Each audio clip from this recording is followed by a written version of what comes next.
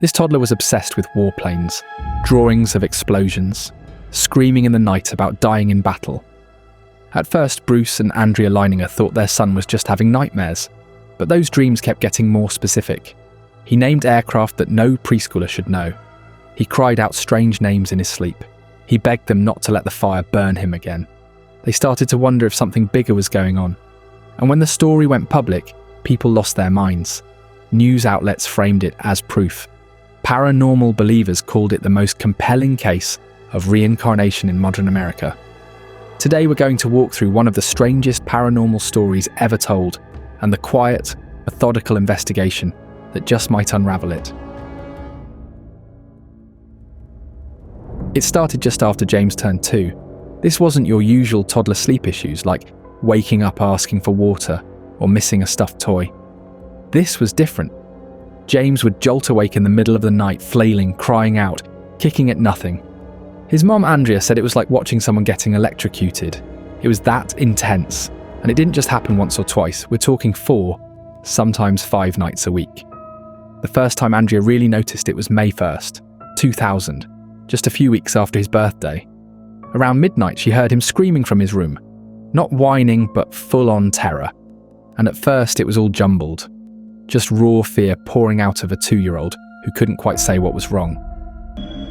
Cooked dinner, gave him his bath, took him to bed, and that was that until about 3 in the morning, and then I just heard screaming. This was blood-curdling screaming, like someone was killing him. But then it got clearer. Over the next couple of months, actual words started cutting through the chaos. James began shouting things like, "Airplane crash, plane on fire, little man can't get out." And he wouldn't just say it once, he'd repeat it, again and again, like his brain was stuck on a horrible loop. One night, Andrea finally asked him the obvious question. Who was the little man? Without skipping a beat, James answered, "Me." He was 28 months old when he said that, still barely getting the hang of full sentences, yet here he was, describing a fiery plane crash with terrifying clarity. I know toddlers have wild imaginations, sure, but this felt like something else entirely. James was a typical, happy 2-year-old, curious, chatty, obsessed with toy planes. But nothing in his daily life hinted at where these nightmare-fueled war scenes could have come from. His parents, Bruce and Andrea, were just as baffled as anyone would be.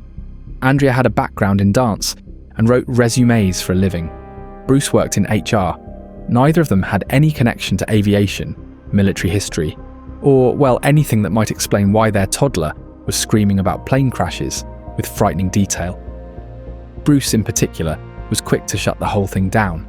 He was religious and didn't buy into anything he couldn't explain, especially reincarnation. He called it nonsense. He'll grow out of it, he told Andrea. But James never did.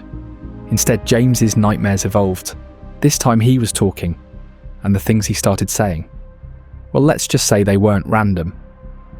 On August 11th, 2000, just past 2 years old, James calmly told his parents that his plane had caught fire because it had been shot by the Japanese. That wasn't a one-off. The very next day, when his aunt asked him how he knew that, he said it was the big red sun. Now, for most people, that phrase wouldn't mean much. Heck, even his parents didn't know what he meant. But Bruce and Andrea later connected it to the Japanese flag. Again, James wasn't watching war documentaries, so how did he know? Then came August 27th, when James mentioned something new. He said he had flown his plane off a boat. Naturally, his parents asked what the boat was called, and James answered, Natoma. Bruce thought it sounded Japanese, but James snapped back with surprising clarity. No, it was American. Bruce, and still skeptical but clearly shaken, decided to do a little digging. He typed Natoma into a search engine and found something startling. The USS Natoma Bay was a real American aircraft carrier that had served in the Pacific during World War II. It had supported operations during the invasion of Iwo Jima. He was shocked to his core, and probably scared. I know if I were in his shoes, I would be. A few weeks later, Bruce was flipping through a book called The Battle for Iwo Jima, 1945. With his son, still digging into what his son said, he wasn't expecting anything out of it. But when he turned to a page showing an aerial view of Mount Suribachi, James leaned over and pointed right at it. "That's where my plane was shot down," he said. James had also described without any prompting that his plane got hit in the engine, caught fire, crashed into the water and exploded. He even said that's how he died. Over and over he'd repeat, "Airplane crash, plane on fire, little man can't get out." You don't expect those kinds of words from a 2-year-old. And yet, there it was. It got to the point that it wasn't just the nightmares or the oddly specific names anymore. James was starting to do things that had his parents blinking in disbelief. Like the day they took him to a flight museum. Most toddlers would be thrilled just to press buttons or spin propellers. But not James. He walked right up to a Corsair and, with this serious little face, started circling it like he was checking it before takeoff. Andrea looked on, wide-eyed, thinking that he wasn't even potty trained. Yet he was out here acting like he had clocked flight hours. Then there was the local air show in October 2001. Same kind of thing. James spotted a Cap Piper Cub and casually began what looked like a pre-flight inspection. Not playing pretend. Not copying another kid, just inspecting the plane. A pilot, Shari Belafonte, who was close by, noticed him and pointed out that no one else in the crowd, child or adult, was doing that. Just James. It wasn't a one-off party trick either. He could point out parts of World War II planes most adults wouldn't recognise. He knew American pilots nicknamed Japanese bombers Bettys and their fighter planes Zeeks. Even I had to Google that. But little James just somehow knew. But the strangest part was the names of people he started mentioning. Around early October 2000, when he was about 28 months old, James started talking about someone named Jack. When pressed, he added another detail. "Larson," he said. "Jack Larson." His parents asked if Jack was a friend, and James nodded, saying he was a pilot too. At this point, it was getting harder to just chalk all of it up to a wild imagination. Naturally, his dad is watching all this play out with growing concern and a fair bit of stubborn disbelief. He dove into more research in late September 2000, starting with the name his son had confidently mentioned, Jack Larson. His research turned up 153 men named Larson, who were killed in World War II, according to the American Battle Monuments Commission. But none of them quite lined up. He then reached out to the Natoma Bay Association and got in touch with a former officer named Leo Pyatt. That call was a turning point. Pyatt casually confirmed that a Jack Larson did fly off the USS Natoma Bay, and then added that he never saw him again. Bruce took that to mean Jack had died, except he hadn't. Jack Larson survived the war. That twist sent Bruce looking even deeper, and eventually he landed on someone else. A pilot named James M. Houston Jr. This pilot flew off the USS Natoma Bay during the Battle of Iwo Jima, but unlike Larson, Houston didn't make it. On March 3rd, 1945, his plane was hit in the engine, caught fire, and crashed into the ocean.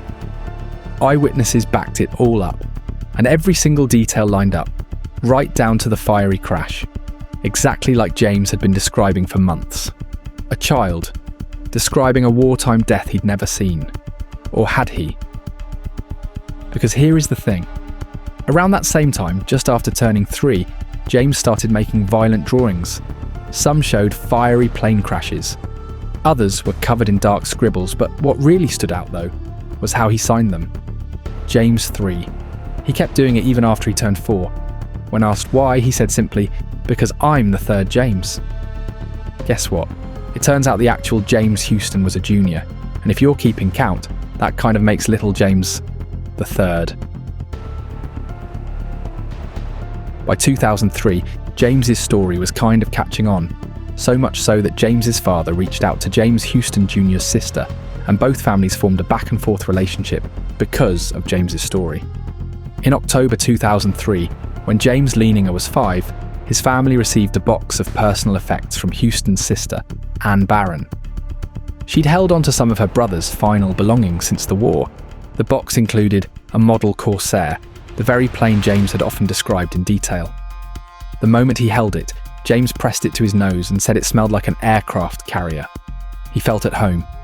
His dad, Bruce, noticed the scent too. Something like smoky diesel oil. And sure, maybe it's just an old box with old things. But how does a 5-year-old recognise the smell of an aircraft carrier? That wasn't the only odd moment. Also in the box was a pewter bust of George Washington. James grabbed it and ran straight to his room and placed it carefully on his desk. Anne later told Bruce that her brother, James Houston Jr., had always kept that exact bust in the same spot. Then there's the way James related to Anne herself. The first time they met, he casually called her Annie, a nickname only her brother ever used. That alone made her pause. But then he started asking about a painting in her attic. One she hadn't mentioned. One she hadn't shown. She lived in Los Gatos, California, and James had never been there. He also knew the name of their sister Ruth, and her age in relation to Anne.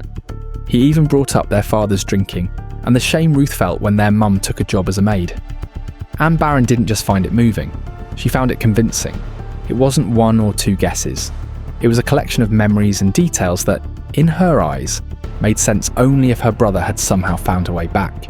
Even with all those eerie coincidences and intimate details, there was still one thing hanging in the air.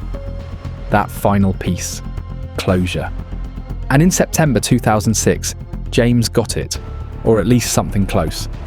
He was 8 when his parents took him to Futami Ko Harbor near Chichijima, the site where James Houston Jr.'s plane went down in 1945. The second they arrived, young James pulled on his father's arm and said quietly but firmly, "This is where I flew in the day my plane was shot down."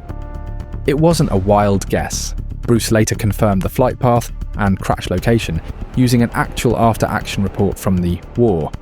Now, I've never been to the site of my imaginary past life demise, but I'd imagine that would stir something up. And for James, it did. He cried. A lot. But after that visit, something changed. His chaotic, war-themed drawings started to calm down. The nightmares that had haunted him for years just stopped. He called it a spiritual release. And here's something else. At the Natoma Bay Memorial dedication, James met surviving veterans from Houston's old crew. Some of them couldn't believe how much James looked like their long-lost friend. But James wasn't excited by the attention. He just seemed sad. Everyone was so old, he said. He remembered them as young men, and seeing them old and weak just made him sad. First thing anyone hearing this story will think is, that's a lie. And that is because the idea that your lost loved one could be alive is terrifying in the sense that it gives you hope. That all is not lost, that maybe one day, just maybe one day, you could meet your dad, your mum, your wife or husband. But the truth is there are some compelling cases of reincarnation that can't just be explained. Researchers who've spent years combing through stories like James's have found similar patterns popping up in the most unexpected corners of the world. Different cultures, different families, but the same strange puzzle pieces falling into place. Take Sri Lanka, for example. A young girl named Iranga Jayakodi began talking about a life she insisted she'd already lived, and she started doing this when she was only 3 or 4. She named places. She talked about El Pitia, a town about 15 kilometers away, said her previous mum was from Matugama, that her dad had sold bananas, and that she'd gone to a school where the uniform was white. She also had a noticeable discomfort showing her body, which researchers found oddly consistent with her claim of having been an older girl in a different life. Now here's where it gets harder to shrug off. A girl named Punchihami had died at age 13 in 1950 in that very town, and she had 3 sisters, a banana-selling father, and had attended a school with the same uniform. Even the details about their house, red walls, and a thatched roof over the kitchen all matched. And this was all documented before Iranga's family ever met Punchihami's. So how do you explain that? Then there's Nazi al-Danaf in Lebanon, who might have taken childhood recall to a whole other level. Nazi, also a young child, began claiming he had once been a man named Fuad. He gave precise details. Fuad owned grenades, pistols, had a mute friend, a 2-story house near a cave, and a daughter who once fell ill after taking his pills. Random. Not really. Everything he said was later verified, including a rare pistol Fuad had passed down to his brother, and even the builder of the front gate, who was, as Nazi correctly said, from the Faraj family. When researchers put these cases side by side, they all share that same nagging trait. Kids knowing things they shouldn't. People recognizing them when they shouldn't. It's so correct that we can't call all this a coincidence. I even covered a story of a woman who was born and brought up in America, but claimed to live the life of an Egyptian priestess as far back as 1290 to 1279 BC, where Pharaoh Seti I ruled. Sounds nuts, right? Well, this woman who lived in America helped interpret the religious and cultural significance of the artifacts that were uncovered in Egypt during excavations, many of which she claimed to recognize from her past life. Even the Egyptians themselves couldn't interpret or find said artifacts, but she was able to with ease. This is a video on her, and I will drop a link in the description to watch her story. So, stories like this make it difficult to just call it a coincidence. According to Dr. Jim Tucker, who has spent years studying hundreds of these past life memory cases at the University of Virginia's Division of Perceptual Studies, it's the sheer amount of verified information in James Leininger's case that puts it in a league of its own. Dr. Tucker actually calls James's case one of the most convincing ever recorded in the United States. And here's why that matters. A lot of supposed reincarnation stories only get written down after a connection is made between the child's memories and a real person from the past. But in James's case, many of his most specific statements were recorded before his parents even knew about James Houston Jr. That makes a huge difference, because it rules out the idea that his parents could have unknowingly fed him information once they'd stumbled onto a match. By the time he was just 2, James was already having recurring nightmares that sounded a lot like PTSD. He'd wake up screaming about being trapped in a burning plane. His drawings were filled with battle scenes and explosions. The way he acted out his memories didn't feel like play. It felt heavy. His emotions hit a level researchers typically associate with kids who've lived through actual disasters. Not ones who've just watched a war movie or picked up toy planes. Something about it all just doesn't sit neatly in the box we expect. Making things even stranger, James casually drops a comment that sends his dad reeling. One day when he was about 3.5, he looked up at his dad and said, "That's why I picked you. I knew you would be good parents." Now, most parents would probably assume it's just their toddler's imagination and move on. But Bruce, being Bruce, asked where exactly James had picked them from.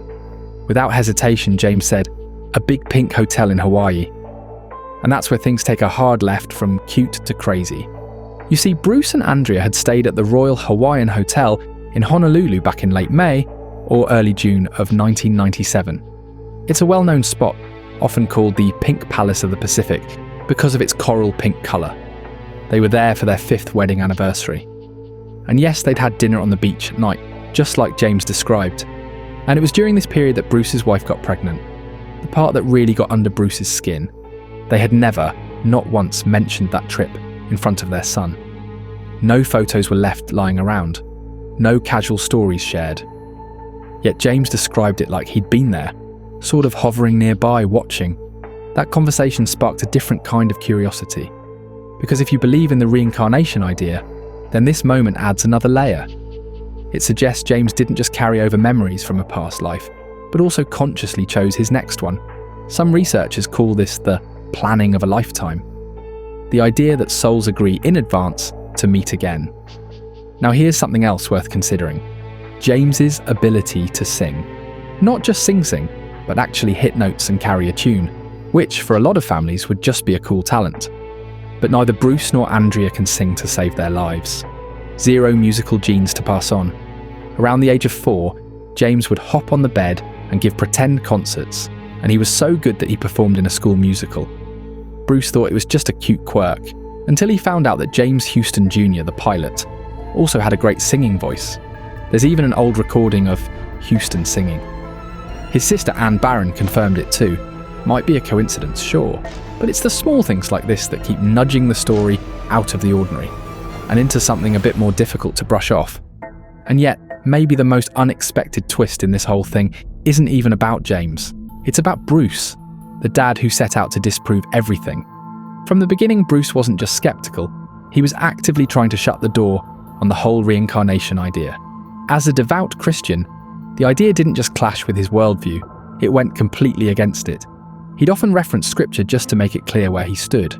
Reincarnation to him sounded like nonsense. But here's the thing about trying to disprove something. You have to look closely, and sometimes when you really look, you start finding things you didn't expect. Bruce did exactly that. He chased every lead, double-checked timelines and cross-referenced names and dates. And instead of unraveling the story, it just got tighter, more consistent, more unsettling.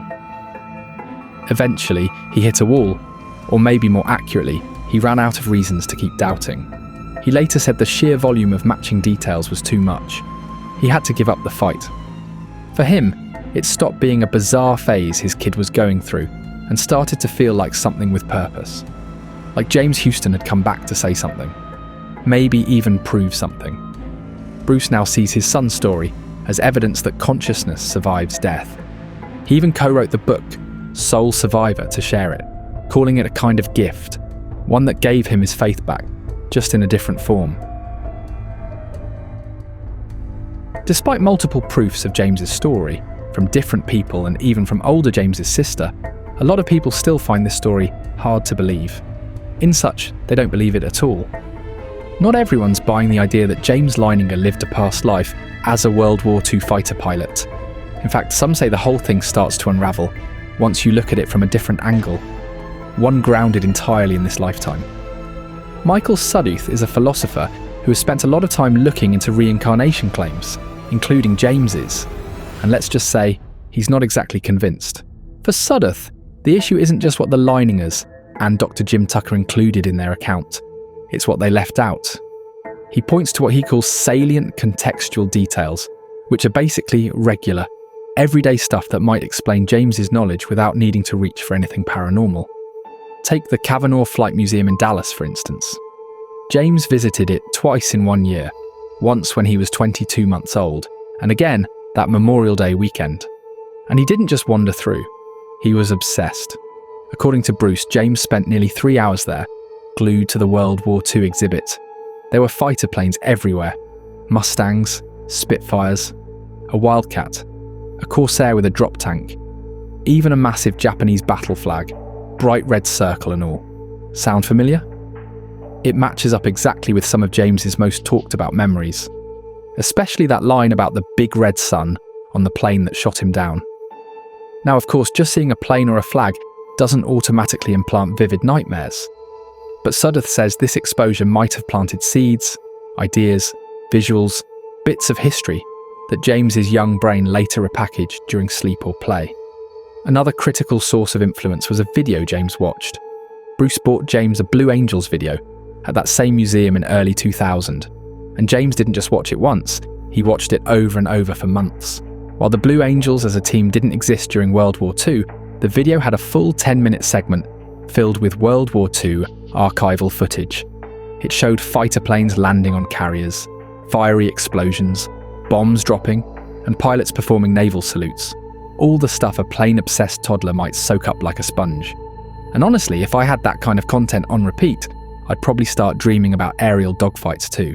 It's such a big part in the war, especially the war in the Pacific, that the powers that be in the Navy wanted the American public not to forget about naval aviation. So a team was created to bring the message of naval aviation to America's doorstep. And the first team leader was a gent named Lieutenant Commander Butch Forrest, who went on to be a Navy captain. Even more interesting, the video featured a pilot named Larson. Yep, Larson. That just so happens to be the same name James mentioned as one of his squad mates. The C-130 was originally signed to the team in 1970, and that was back when Bill Cosby's cartoon show was on in the mornings. And one of the pilot's kids, when the thing showed up, just said, "Hey, the thing looks like Fat Albert on TV." Coincidence? Maybe. But some argue it's more likely James heard or saw the name and just repeated it later in a different context. There's also the matter of his nightmares. Those started around age 2, which psychologists say lines up perfectly with when kids begin having vivid dreams and start projecting their daytime experiences into them. So the plane on fire dream and the little man can't get out line might have had more to do with the intense footage from the Blue Angels video than any past life trauma. Even the way James played with his toy planes, crashing them into furniture or using military terms like slot pilot, tracks closely with the visuals and terminology in that video. To Sudduth, it's all a bit too on the nose. He argues that what looks like eerie knowledge of a past life could simply be a sharp memory, a vivid imagination, and a toddler being deeply influenced by what he'd seen. Of course, this doesn't explain everything. But it does raise an uncomfortable question. How much of James's story is truly mysterious? And how much is just the way young minds pick things up, mash them together, and spit them out as something that feels otherworldly? Over the years, James kept diving deeper into the world of aviation. He wasn't just reading books or watching videos. He was out there in real hangars, rubbing elbows with real pilots. He attended the Satoma Cajun Air Festival in Lafayette more than once, including October 2001, and again between 2004 and 2006. These weren't your average air shows either. They were basically reunions for World War II aviation buffs, complete with vintage planes and veterans who had lived through the real thing. Apparently, James didn't just wander around aimlessly. He was seen having actual back and forths with World War II veterans and warbird enthusiasts. People were struck by how much he seemed to know. Now, that sounds impressive, but Michael Sudduth points out that these conversations weren't happening in a vacuum. James had already been steeped in plain lore for years by then, and the aviation exposure didn't stop there. In 2002, James showed up at the Lone Star Flight Museum during a TV shoot. In 2004, he made it to another museum, the Nimitz Museum in Texas, loaded with World War II artifacts. That same year, he was on vacation in Hawaii, just a stone's throw from Pearl Harbor. There's a good chance he was around even more war memorials and exhibits. Michael Sudduth's main concern about this case isn't just the things James said, but how his parents presented what he said. According to Sudduth, there's no single clean version of this story. Instead, there are several versions of it, and they don't all agree on the details. Between 2019 and 2021, Sudduth fact-checked documents, pieced together timelines, and looked at how the Leiningers described events from different points in time. What he found seriously weakens the credibility of the entire case. He argues that Bruce and Andrea Leininger altered key parts of the story, sometimes shifting dates, sometimes omitting context entirely, to make the reincarnation theory seem more convincing than it might actually be. For example, there's a document called the 2003 Chronology, a 4-page outline Bruce apparently sent to a historian named John DeWitt. This document lists major claims like James saying he flew a Corsair from a ship called the Natoma, much later than they appear in the 2009 book Sole Survivor. In the book, James reportedly made this Natoma comment in August 2000. But in the earlier document, it doesn't appear until October or November. That difference matters because it changes how much time James had to absorb aviation material before making those statements. And there's more. The book suggests that Carol Bowman, a past life therapist, didn't get involved until after James had already begun sharing vivid, oddly specific memories. But the earlier chronology points to Bowman being contacted months earlier, possibly before those past life memories even surfaced. According to Sudduth, Bowman's guidance to the Leiningers, saying that they should tell James these experiences were real events from his past, could have shaped the way James understood his own thoughts. This means that this could all be a blend of suggestion and imagination, not pure memory. Sudduth doesn't mince words. He says the Leiningers' timeline is full of contradictions and factual errors, and that kind of inconsistency, for him, makes their version of events unreliable.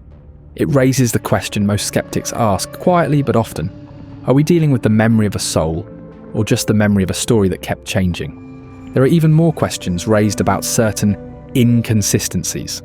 Take the aircraft. James often said he flew a Corsair, and the Leiningers leaned into that detail. The Corsair was a rugged, high-performance fighter used heavily in the Pacific.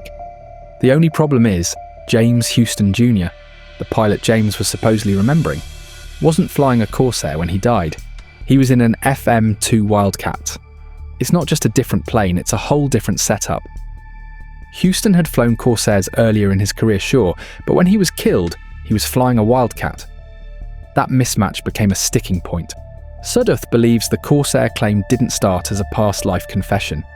Back in August 2000, when James first mentioned the plane, it was during a talk about his dreams, not a claim about a former life. The idea that he used to fly one came later, after his parents began telling him, based on Bowman's advice, that these dreams were from a previous life. That's a subtle but important shift in framing. Then there's the geography issue. James once said he was shot down at Iwo Jima.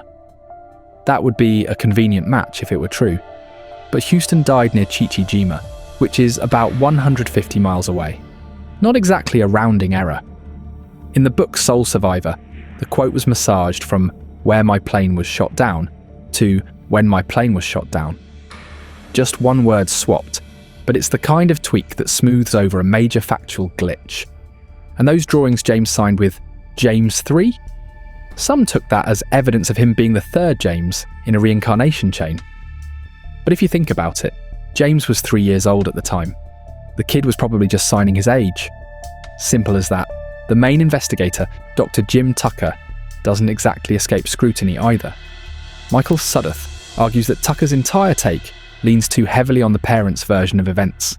He says Tucker essentially takes Bruce and Andrea Leininger at their word, even though their retelling's packed with shifting timelines and factual slip-ups. Also, Tucker began looking into the case a full decade after James's earlier statements, and around 8 years after the Leininger said they'd identified James Houston Jr. That's a long time for memories to get fuzzy, stories to evolve, and crucial records to go missing. Which they in fact did. The Leiningers lost the original notebook where they had jotted down James's early comments. That left Tucker working from second-hand recollections. Without clear standards, Tucker's argument ends up feeling more like a hunch than a solid case. And let's be honest, when you're making claims this unusual, gut instinct probably shouldn't be your strongest piece of evidence.